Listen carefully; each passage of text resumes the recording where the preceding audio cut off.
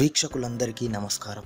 ఫేస్బుక్లో చాలా మంది వెనకాల గ్రాడియంట్ కలర్స్తో పోస్ట్ అనేది చేస్తూ ఉన్నారు. చాలా మంది దాన్ని ఫోటోలో అనుకుంటారు, కానీ అది ఫోటో కాదు. సో ఇక్కడ మనం కొన్ని శాంపుల్ పిక్స్ అనేవి చూడవచ్చు. ఈ కలర్ గా ఉండే గ్రాడియంట్ కలర్స్ పోస్ట్ ని ఏ విధంగా చేయాలో చూద్దాం ఇప్పుడు.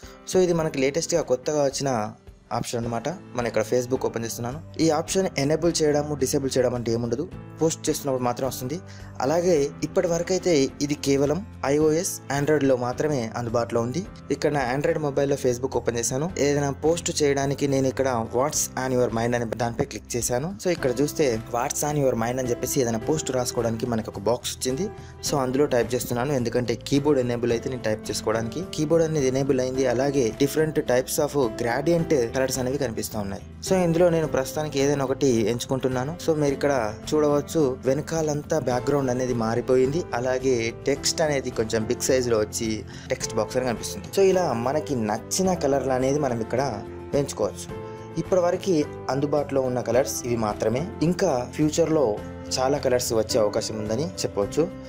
అయితే ఇందులో ఇప్పుడు ప్రస్తుతానికి ఒక కలర్ ఎంచుకొని జస్ట్ ఇక్కడ హ్యాపీ న్యూ ఇయర్ అని టైప్ చేస్తున్నాను.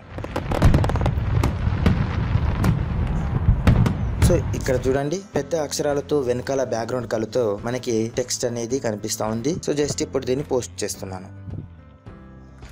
చూడండి, జస్ట్ పోస్ట్ అవ్వడం జరిగింది. చూస్తే ఇది ఒక ఇమేజ్ లా ఉంది, బట్ ఇది ఇమేజ్ కాదు, జస్ట్ పోస్ట్ మాత్రమే. మనం ఇక్కడ టెక్స్ట్ ని కూడా కాపీ చేసుకోవచ్చు, అలాగే పేస్ట్ కూడా చేసుకోవచ్చు. చాలా మంది ఇమేజ్ అనుకుంటారు, but that is not an image. ఇది ఒక గ్రాడియంట్ కలర్ లో ఉన్న పోస్ట్ మాత్రమే. సో ఈ విధంగా మనం డిఫరెంట్ గ్రాడియంట్ కలర్స్ ఎంచుకొని పోస్ట్ చేయవచ్చు.